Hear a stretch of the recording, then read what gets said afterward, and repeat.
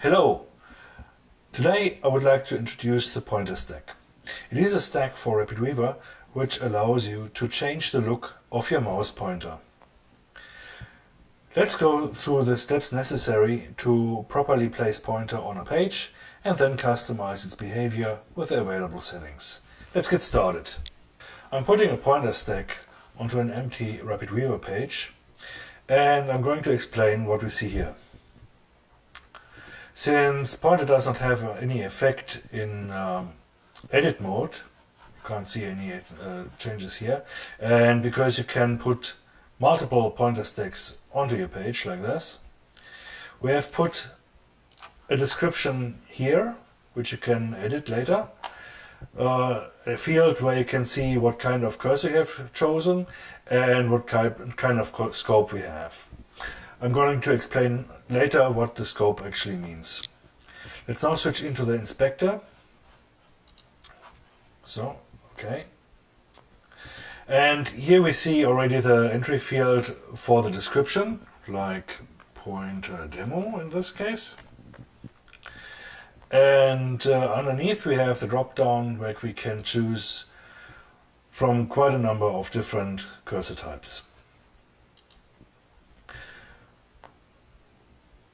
Furthermore, we have the option to also create our own cursor if we click on the cursor image checkbox like this, which immediately opens two additional entry fields.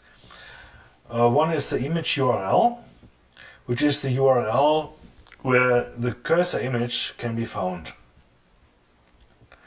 You can put an image into RapidWeaver resources like I've done here already, then you publish it, and once it's published you should see the URL of this image here in this cloud field. You can then click on copy URL and then paste it into this field. I've already copied something which is published like this. The next two fields define where the hotspot of the cursor is. In this case it's 0, 0, which means top left corner. Depending on the size and the shape of your cursor you can position it differently. The feature of these self-made cursors is supported by the main web browsers, and the only problem is that they support different image types. But if you stick to JPEG, GIF and PNG you should be on the safe side. Size-wise, you should not exceed a size of 32 by 32 pixels for maximum compatibility and usability. Additionally, you can also, even if you define your own cursor, select a specific cursor type, which then acts as a fallback should the image here under this URL not be available. Up to now, the pointer stack has no effect at all. If we switch into preview mode, you see nothing is happening to my mouse pointer.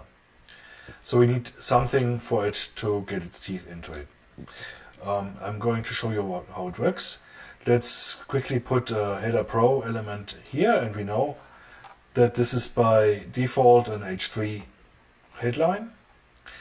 And with our CSS element field here, we can target H3 headlines like this.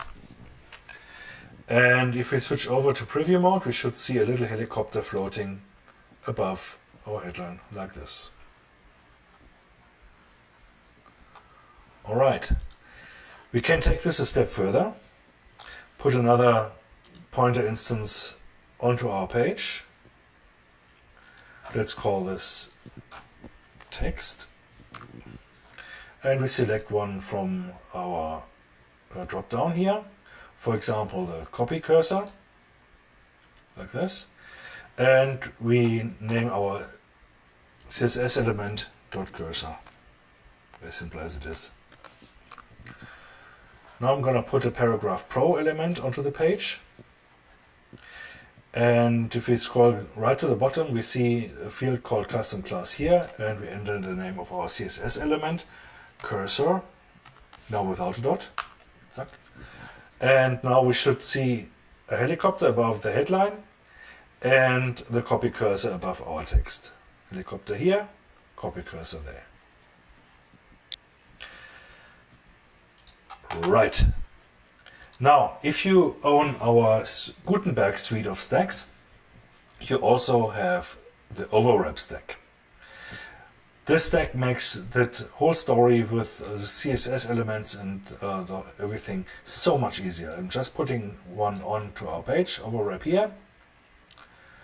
Let's drop our Paragraph Pro in here. Let's take this away so that we can see that it also has an effect without that. And I'm not defining any custom CSS elements. I'm gonna work with the style sets now. In our pointer definition, I'm going to select style set 1. And in our overwrap stack, I'm also going to use style set 1. Okay. You see, we should now, if we float over or hover above the Paragraph Pro element in preview, we should see our copy cursor type again. And copy cursor. So you see actually how easy it is to customize your mouse pointer using our overwrap stack. Now you've learned everything about pointer. I hope this video gave you some valuable insight about it, and if you like pointer, you might also be interested in my other stacks. Please follow the link below this video. Thanks for watching. Bye bye.